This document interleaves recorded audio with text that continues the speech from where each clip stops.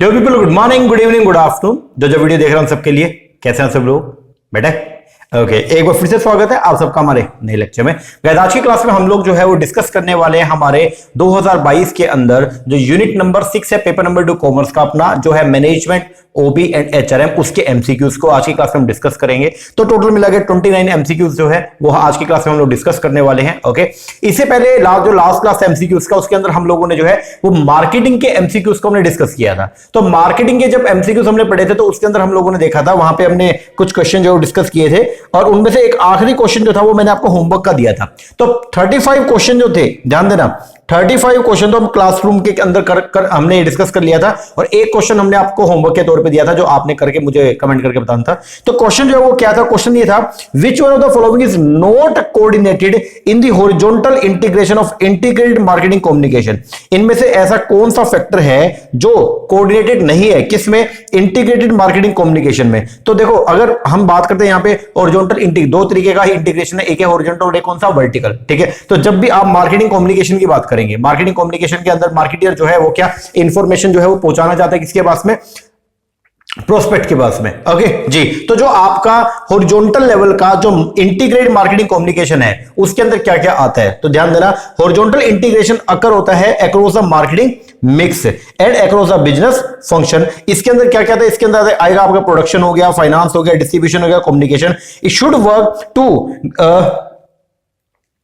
Work together, ये सब जो है वो एक साथ काम करते हैं and be conscious that their decision and action send message to the customer. तो अब इनमें से कौन सा फैक्टर जो है वो नहीं है, आपको ये बताना है। तो देखो, नॉट कोऑर्डिनेटेड, कौन सा इसके अंदर जो है वो इंटीग्रेटेड मार्केटिंग कम्युनिकेशन का जो है पार्ट नहीं है। तो पैकेजिंग जो है वो इसका पार्ट है, समझिएगा, पैकेजिंग जो है वो इसका पार्ट है, सेल्स प्रमोशन इसका पार्ट है, डिस्ट्रीब्यूशन इसका पार्ट है, बट आपका जो कस्टमर सर्विसेज है ये इसका पार्ट नहीं है। तो आंसर जो है वो आएगा क्या? सेकंड। तो विच one the following is not coordinated in the horizontal integration of integrated marketing communication. तो इसका आंसर जो है वो क्या है? Second, customer service. तो कस्टमर सर्विस जो है वो इसका पार्ट नहीं है। चलो अब बात करते हैं हमारे आज के कॉन्सेप्ट्स को। आज जो है वो हम लोग करेंगे अपना यूनिट नंबर 6, पेपर नंबर जो आपका पेपर नंबर 2 मैनेजमेंट है।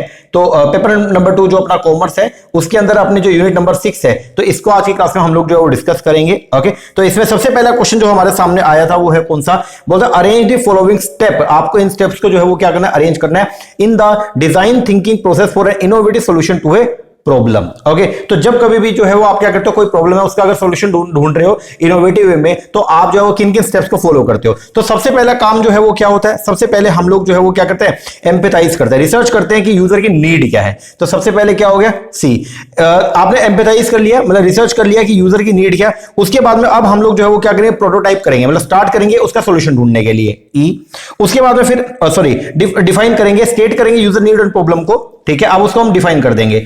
आपने डिफाइन कर दिया, डिफाइन करने के बाद में अगला जो स्टेप आता है वो क्या है? आइडिएट करना। इसका मतलब क्या? हम अजम्पशन और आइडियाज को जो है वो क्या करेंगे? क्रिएट करेंगे यहां पे। इसके बाद में फिर हम लोग जो है वो क्या करेंगे? अब प्रोटोटाइप करेंगे, स्टार्ट करेंगे, क्रिएट द सॉल्यूशन, और आखिरी में जो है वो क्या कर देंगे? फिर लास्ट में जो है वो क्या आएगा आपका? वो आएगा आपका टेस्ट, फिर ट्राई करेंगे जो उसका सॉल्यूशन होगा। तो आंसर जो बनेगा वो क्या बनेगा? CDAEB। बोल दो थर्ड। तो क्या बोलता है क्वेश्चन? क्या था? बोलता है अरेंज करो इन स्टेप्स को इन द डिजाइन थिंकिंग। किसके अंदर? Design thinking process for an innovative solution to a problem. तो अगर मान लीजिए कभी जो है वो क्या कोई प्रॉब्लम आ गया, उसका आपने कोई इनोवेटिव सॉल्यूशन ढूंढना है, तो उसके अंदर ये जो स्टेप्स हैं आपके, आप इन स्टेप्स को जो है किस तरीके से क्या करेंगे? अरेंज करेंगे। तो उसका आपको मैंने यहां पे बता दिया। सबसे पहले नंबर पे आपको जो है वो क्या करना है? आपको एम्पैथाइज करना है। ठीक है, एम्पैथाइज के अंदर आपको जो आपकी यूजर की जो नीड्स है उसको आप रिसर्च करेंगे, फिर उसके बाद उसको डिफाइन करेंगे, state your user need and problem. फिर उसके बाद में हम आइडिएट करेंगे, चैलेंज करेंगे असम्पशंस को और क्रिएट करेंगे आइडियाज को। आइडिया क्रिएट करने के बाद में अब हम लोग जो है प्रोटोटाइप करेंगे, उसका सॉल्यूशन जो है वो क्रिएट करेंगे, और आखिरी में हम लोग जो है क्या करने वाले हैं? जो सॉल्यूशन हमने क्रिएट किया उसको हम क्या करेंगे? टेस्ट करेंगे। तो आंसर जो है वो क्या बनेगा? फर्स्ट का थर्ड। चलिए next question, which one the following aim at the task dimension of the organisation chain. इनमें से कौन सा एम है? किसका? Task dimension of organisation chain. तो अगर आप ऑर्गेनाइजेशन चेन जो है वो लेके आ रहे हो, मान लो अपने ऑर्गेनाइजेशन के अंदर जो है वो आप जो है वो क्या कर रहे हो? ऑर्गेनाइजेशन चेन जो है वो लेके आते हो, तो टास्क डायमेंशन के प्रति आपका जो है मेन एम जो है वो क्या होता है? तो मेन एम जो है वो ये होता है कि हम लोग अपने काम को एडिशनल बिजनेस के अंदर क्या करना चाहते हैं? डाइवर्सिफाई करना चाहते हैं। ठीक है, तो अगर आप ऑर्गेनाइजेशन चेंज जो है वो लेके आ रहे हो, ऑर्गेनाइजेशन के अंदर जो है वो चेंज अगर आप लेके आ रहे हैं, तो टास्क डायमेंशन के अंदर आप बेसिकली क्या करोगे? आप डाइवर्सिफाई करोगे इनटू एडिशनल बिजनेसेस, अपने काम को जो है वो क्या करने वाले हो, डाइवर्सिफाई करने वाले हो। तो सेकंड का आंसर जो है वो क्या आएगा, सेकंड। आगे, which one of the test measure the applicant level of knowledge and skill in a particular job in which he will be appointed. तो अगर आपका जो सिलेक्शन हो गया और आपका सिलेक्शन अगर हमने करना है एक पर्टिकुलर जॉब के लिए, तो उस जॉब के प्रति जो हम आपका टेस्ट लेंगे, बहुत सारे टेस्ट होते हैं, प्रोफिशिएंसी टेस्ट होता है, एप्टीट्यूड टेस्ट होता है, ठीक है, फिर आपका इंटरेस्ट टेस्ट हो गया, आपका अचीवमेंट टेस्ट हो गया। लेकिन जो एक पर्टिकुलर जॉब है उससे रिलेटेड जो आपका टेस्ट रहेगा, एक पर्टिकुलर जॉब पे अगर हमने आपको जो क्या करना है, एम्प्लॉय करना है, तो उसके लिए जो हम आपका टेस्ट है उसको बोलते हैं हम लोग क्या सर, उसको बोला जाता है आपका, बोलो सर, वो होता है अपना अचीवमेंट टेस्ट। तो क्या बोलते हैं, which of the test measure करता है applicant level of knowledge and skill in a particular job in which one he will be appointed, जिसके लिए वो जो है उसको अपॉइंट किया जा रहा है। तो वो है आपका कौन सा, सॉरी, एप्टीट्यूड, वो क्या है आपका एप्टीट्यूड टेस्ट। चलिए आगे, which is the single most, ध्यान देना, which is the single most important driver of the innovation in a business firm. तो वो क्या है, वो तो सिंपल सी बात है, कल्चर। तो कल्चर जो है वो सिंगल मोस्ट ड्राइवर है किसका, इनोवेशन का। तो अगर कल्चर चेंज होता है तो फिर क्या होता है, इनोवेशन है। आगे, मैचिंग करना है आपका, ये मायरसन ब्रिग टाइप इंडिकेटर जो है वो दे रखा है, ठीक है, जो जंग्स था तो उसने जो ये इंडिकेटर्स कुछ दिए थे, ठीक है, और उनके कैरेक्टरिस्टिक दे रखे, आपको जो इनको क्या करना है, मैचिंग करना है, ठीक है। सेंसिंग जो है वो क्या, सेंसिंग का मतलब sensing would work with known fact, जब आपको जो कुछ फैक्ट्स के बारे में नॉलेज है, then look for possibility and relationship, ये है आपका क्या, सेंसिंग। इसके बाद में थिंकिंग का मतलब जो क्या है, तो थिंकिंग रिलाई करती है मोर ऑन इंटरपर्सनल एनालिसिस, ठीक है, and logic then on the personal value. Feeling जो है वो क्या, feeling it rely more, feeling जो है वो रिलाई करती है मोर किस पे, जो आपकी पर्सनल वैल्यूज है उसके ऊपर। तो फीलिंग जो है वो रिलाई करती है more on personal values then on impersonal analysis and logic. और जो परसीव करना किसी चीज को जब हम परसीव करते हैं, ठीक है, तो वो क्या है, it like a flexible spontaneous way rather than plan and orderly way of life. तो फिफ्थ का जो आंसर बनेगा वो क्या बनेगा आपका, सेकेंड।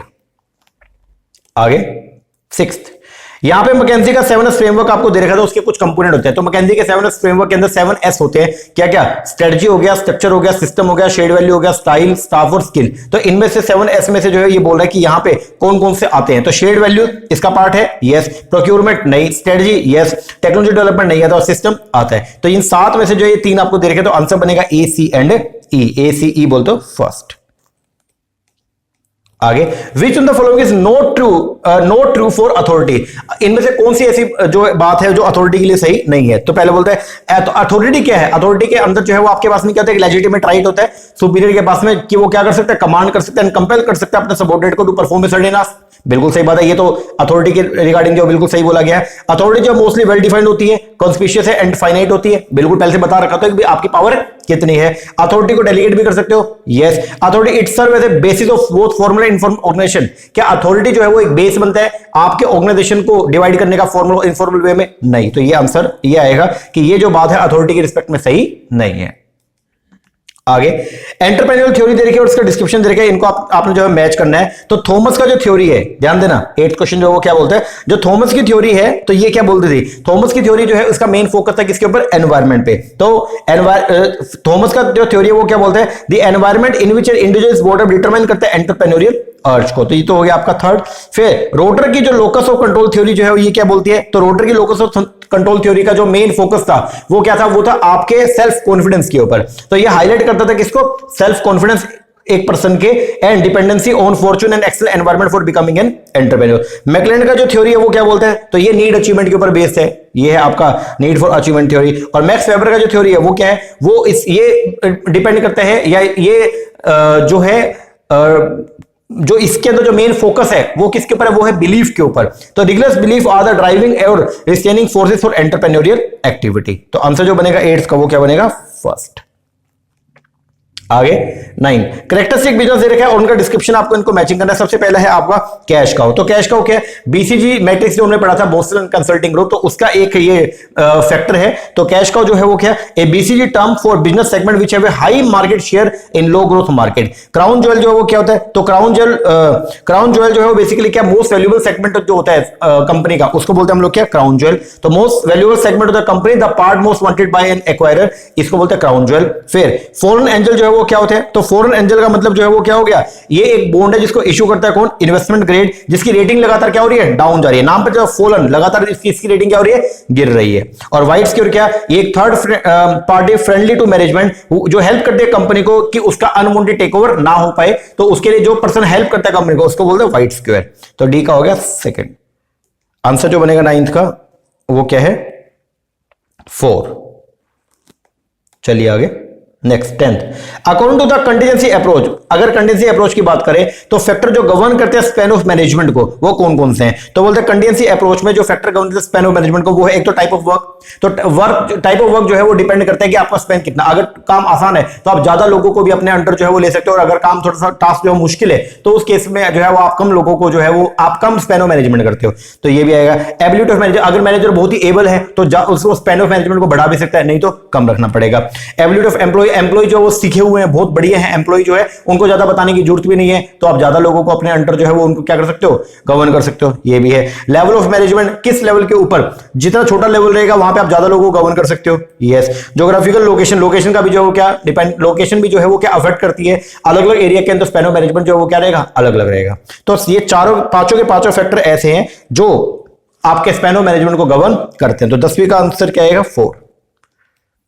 आगे 11th। लॉजिकली सीक्वेंस करें the following stage in the organisation life cycle of a business firm. तो एक ऑर्गेनाइजेशन की जो लाइफ साइकिल जो है वो बतानी है अपने को, यहां पे उसको सीक्वेंस में अरेंज करना है। सबसे पहले जो है वो क्या होगा? स्टार्टअप होगा। ऑर्गेनाइजेशन जो है शुरुआत होगी, स्टार्टअप होने के बाद में फिर वो क्या करेगी? धीरे धीरे सर्वाइव करेगी। सर्वाइवल के बाद वो अपने आप को क्या करेगी? एक्सपेंड करेगी। एक्सपेंड के बाद फिर कंसोलिडेशन आ जाएगा, ग्रोथ स्टेज, मतलब जो वो आ जाएगा, ग्रोथ हो गया। ग्रोथ के बाद में अब आप जो है वो क्या हो जाएगा? आप एक ऐसी स्टेज आ जाएगा कि जहां पे अब ग्रोथ के प्रोस्पेक्ट जो वो अब नहीं है, मतलब आपकी मार्केट एकदम पीक पे पहुंच गई है। उसके बाद फिर स्टेबिलिटी आ जाएगा, तो कंसोलिडेशन आ गया, और कंसोलिडेशन के बाद में फिर क्या आना है? डिक्लाइनिंग फेज आना है, तो फिर क्या आएगा? ई। तो 11th का आंसर जो है वो क्या बनेगा? 4, DBACE। आगे 12th। Which of the following force push up the productivity of employ in an organisation. इनमें से कौन सी ऐसी फोर्सेज है जो पुश करती है productivity of employ in an organisation को? तो कौन कौन सी ऐसी फोर्सेज है वो बताना है। डिफिकल्टी ऑफ वर्क, अगर मान लो काम डिफिकल्ट होगा तो क्या ये पुश करेगा? प्रोडक्टिविटी को पुश करेगा? नहीं। Fear of working, self out fear? नहीं।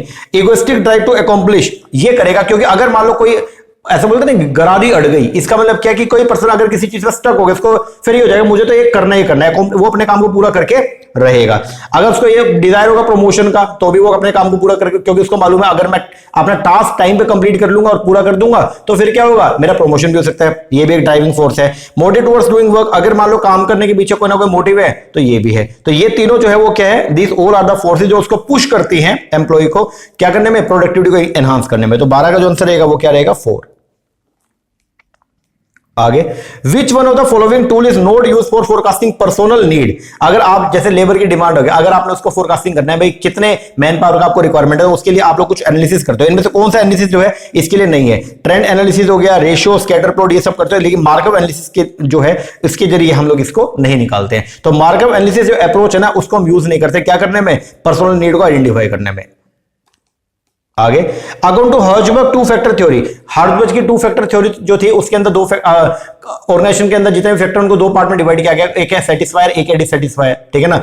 तो उसके अंदर ये बोलते हैं हाइजीन फैक्टर, मेंटेनेंस फैक्टर होते थे। तो बोलते हैं विच one the following is not a maintenance factor, इनमें से कौन सा मेंटेनेंस फैक्टर नहीं है? तो एफिलिएशन एक्सेप्टेंस ये मेंटेनेंस फैक्टर होता है, सिक्योरिटी सेफ्टी ये होता है, साइकोलॉजिकल नीड ये होता है, लेकिन एस्टीम और स्टेटस ये आपका मेंटेनेंस फैक्टर नहीं है। सेकंड, आगे, which of the following is not an advantage of the organisation structure by territory. अगर आप ज्योग्राफिकल ऑर्गेनाइजेशन स्ट्रक्चर की बात करते हैं तो उनमें से इनमें से कौन सा उसका एडवांटेज नहीं है? मतलब ज्योग्राफिकल स्ट्रक्चर का कौन सा इसमें एडवांटेज नहीं है? पहला, make control easy for top management. अगर आप जो है वो ज्योग्राफिकल एरिया के बेस पर जो है ऑर्गेनाइजेशन का स्ट्रक्चर बनाओगे तो क्या उसको कंट्रोल करना आसान रहेगा, मुश्किल रहेगा? सर मुश्किल हो जाएगा, जबकि ये क्या बोले मेक कंट्रोल इजी, तो ये इसका एडवांटेज नहीं है। आगे पढ़ लो, place responsibility at the lower level, हाँ जी ये तो होता है। कोऑर्डिनेशन जो है वो रीजन अलग अलग एरिया में कोऑर्डिनेशन बढ़ जाएगा, yes. Take advantage of economic of the local operation, yes. तो आंसर जो है वो क्या आएगा? फर्स्ट, ये इसका एडवांटेज नहीं है।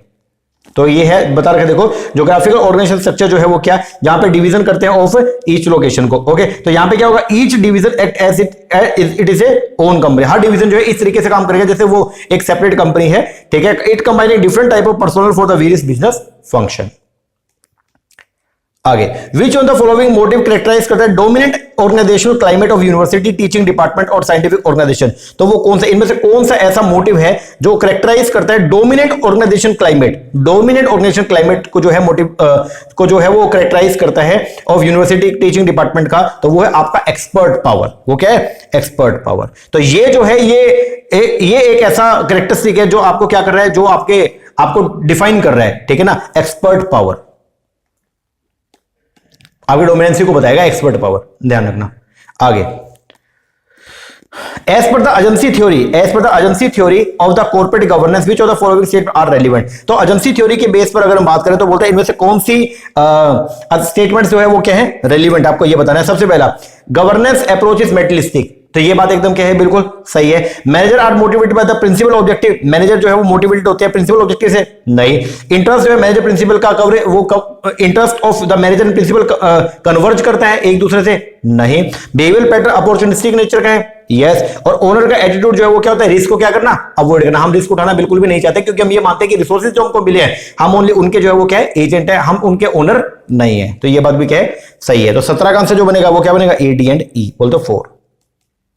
आगे, from which of the following employ drive authority, इनमें से कौन सा, from which of the following employ जो है वो ड्राइव करता है किसको, अथॉरिटी को। एम्प्लॉय को अथॉरिटी किस किस बेस पर मिलती है, पोजीशन के बेस पर मिलती है क्या, यस। एक्सपीरियंस के बेस पर भी आपको कई बार अथॉरिटी मिलती है, यस। मॉरल वर्थ के बेस पर, यस। पास सर्विस के अंदर जो है आपने पास सर्विस में बहुत अच्छे तरीके से काम किया तो आपको जो है वो अगला काम करने की अथॉरिटी, लोग आपको जो लीडर मान लेते हैं, यस। आपके इंटेलिजेंस की बेस पर अथॉरिटी मिलती है, यस। तो 18 का जो आंसर रहेगा वो क्या रहेगा, 4।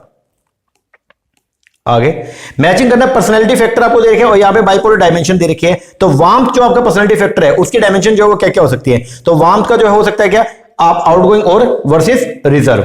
जो एब्स्ट्रैक्टनेस जो है ये रिलेट करते हैं किससे, एब्स्ट्रैक्टनेस जो है वो रिलेट करते हैं किससे, या तो इमेजिनेटिव होगा या फिर क्या होगा, प्रैक्टिकल होगा।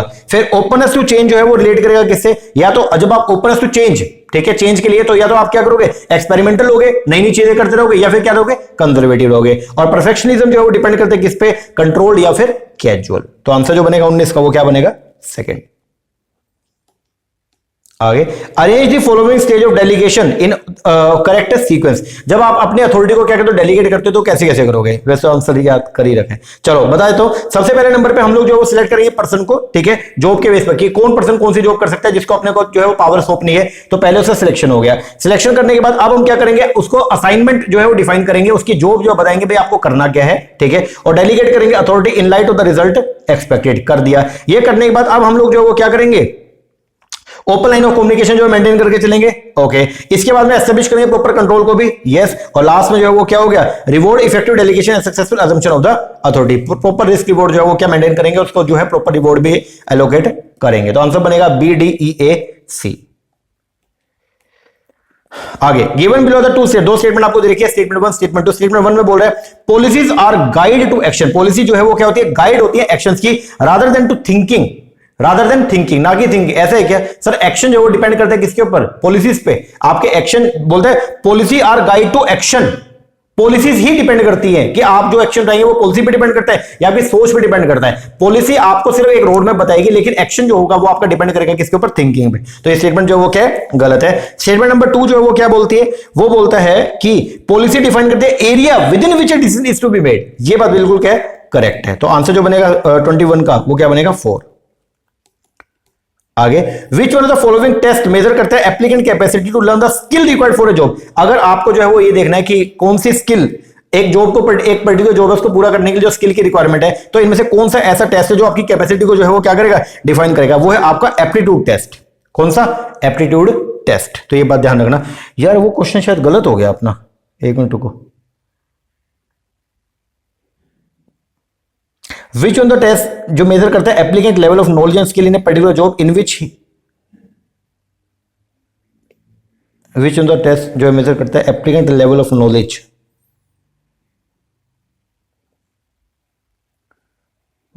जो मेजर करता है applicant level of knowledge and skill in a particular job. ठीक है, ठीक है, ठीक है।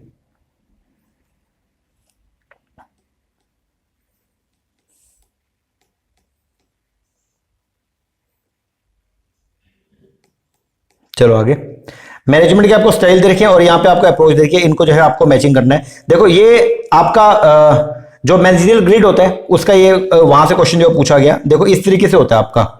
यहां पे अपने दो फैक्टर होते हैं, एक होता है कंसर्न फॉर द पीपल, एक है कंसर्न फॉर द प्रोडक्शन। तो अगर concern for people, concern for production दोनों ही लो हैं तो उसको बोलते हैं improvise management. Concern for people जो है वो क्या है आपका लो है, लेकिन कंसर्न फॉर काम के प्रति जो है कंसर्न वो ज्यादा है, तो उसको बोलते हैं टास्क में, जहां पे हमारा फोकस जो है किसके ऊपर था, टास्क के ऊपर। फिर कंसर्न फॉर पीपल जो है वो क्या है हाई है, लेकिन कंसर्न फॉर काम जो है वो क्या लो है, तो उसको बोलते हैं कंट्री क्लब। और कंसर्न फॉर पीपल भी हाई और कंसर्न ऑफ वर्क भी हाई, ठीक है, तो वो है आपका टीम मैनेजमेंट। और जो concern for people and concern for production दोनों अगर मिड का है तो उसको बोलते हैं मिडल ऑफ द रोड, ठीक है। तो मैचिंग करना है। अब इसको देखो टास्क मैनेजमेंट जो है वो क्या है, अगर बात करेंगे किसका, टास्क मैनेजमेंट का, तो बोलते हैं टास्क मैनेजमेंट जो है वो क्या है, यहां पे अथॉरिटी, टास्क मैनेजमेंट में जो है अथॉरिटी को आपको मानना पड़ता है। मतलब यहां पे कंसर्न फॉर पीपल नहीं रहता है, यहां पे काम के प्रति कंसर्न आपका ज्यादा रहेगा, ठीक है। कंट्री क्लब के अंदर बेसिकली जो है वो क्या होता है, यहां पे लव कंक्रीज ऑल अप्रोच, ठीक है। तो कंट्री क्लब के अंदर बेसिकली लोगों के ऊपर फोकस ज्यादा रहता है। इंप्रोवाइज के अंदर जो है वो बेसिकली क्या रहेगा, speak no evil, hear no evil, see no evil, तो ये होगा कौन सा, इंप्रोवाइज, जहां पे काम पे भी जो फोकस कम और प्रोडक्शन पे भी फोकस कम, पीपल पे फोकस कम। और टीम मैनेजमेंट के अंदर क्या होगा, ये जो डिपेंड करता है 1+1 जो है वो क्या 3 हो जाएगा, तो वो है आपका टीम मैनेजमेंट। तो आंसर जो बनेगा इसका क्वेश्चन नंबर 23 का वो क्या बनेगा, third.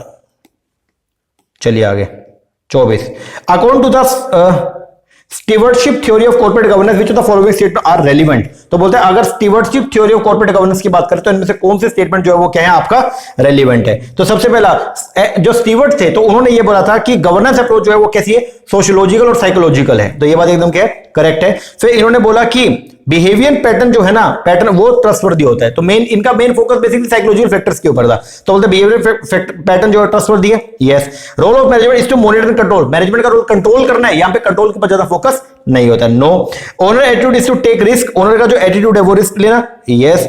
Interest of the manager and principal converge, हाँ यहां पे ये होता है ई। तो आंसर जो बनेगा 24 का वो क्या बनेगा आपका सेकंड।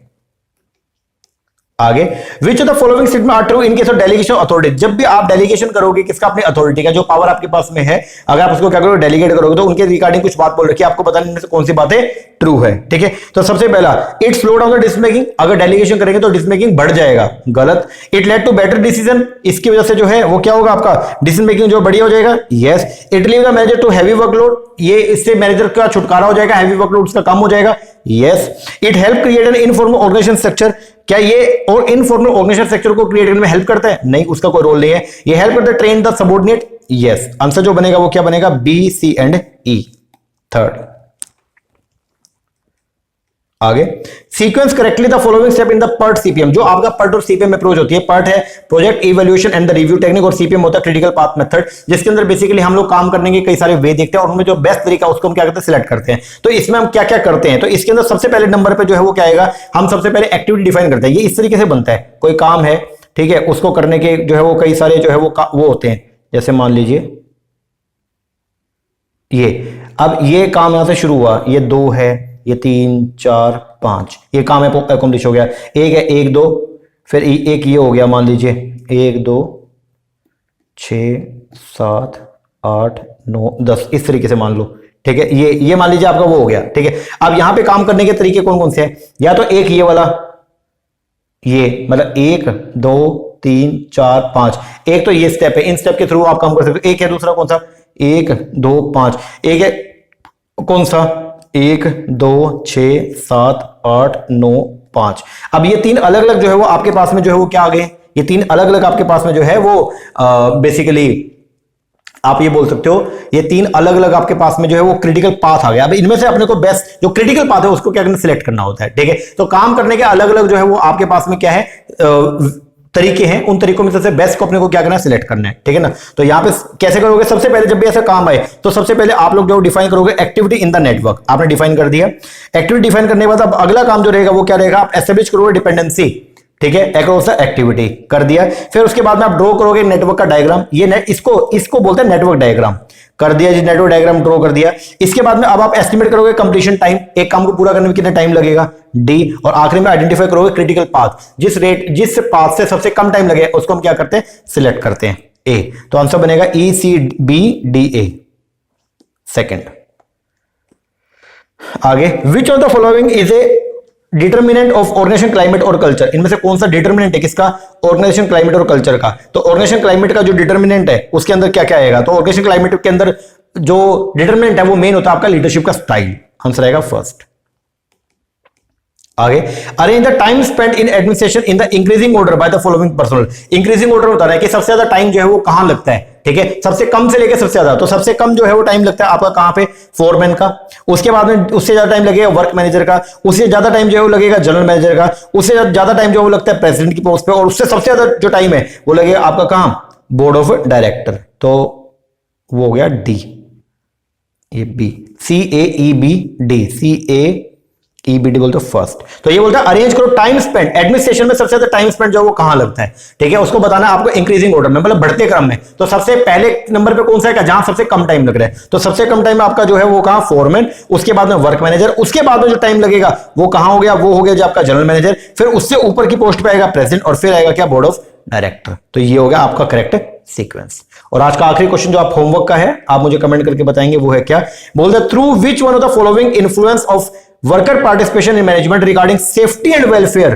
किसके regarding, safety and welfare related issues, ठीक है, आर रिजोल्व, किस तरीके से आप इन इश्यूज को जो है वो रिजोल्व कर सकते हो, तो आपको ये बताना है। तो चार आपके पास में मेथड दे रखे हैं, इंफॉर्मेशन शेयरिंग हो गया, बार्गेनिंग हो गया, कंसल्टेशन हो गया, एंड कोड डिटर्मिनेशन हो गया। इनमें से किस मेथड के थ्रू आप लोग जो है, अगर ये इशू आता है कौन सा, safety and welfare and work related issues का, तो इसको आप किस तरीके से रिजोल्व करोगे, तो ये आपको मुझे कमेंट करके बताना है। ये आपका जो है वो क्या है, होमवर्क। ओके जी, चलो ये हमने कुछ क्वेश्चन से जो यूनिट नंबर 6 के अंदर आए थे वो हमने वो करे, अभी डिस्कस किए। बाकी इसके अलावा अपना एक इकोनॉमिक्स का रह गया, वो आप करेंगे फिर अपनी अगली क्लास में। क्वेश्चन कैसे लगे कमेंट करके जरूर बताना। अगर आपने फर्स्ट टाइम अभी इन क्वेश्चंस को देख रहे हो तो इससे पहले 7 यूनिट्स के ऑलरेडी मैं डाल चुका हूं, तो उनको जरूर देख लेना, उससे काफी हेल्प मिलेगा आपको, ठीक है ना जी। और अगर चैनल को सब्सक्राइब नहीं किया तो नीचे इसको सब्सक्राइब भी कर लीजिए। और अगर आप आगे जून के लिए या दिसंबर 2023 के लिए प्रिपरेशन कर रहे हो तो उसके लिए हमारा ऑनलाइन बैच जो है वो चल रहा है, तो अगर आप चाहें तो उसको भी आप ज्वाइन कर सकते हैं। नीचे नंबर है, इस पर कॉल करके या व्हाट्सएप करके आप इंक्वायरी भी कर सकते हैं। ओके जी, चलो ये कीजिए एक बार, मिलते हैं नेक्स्ट सेक्शन में, तब तक के लिए थैंक यू वेरी मच।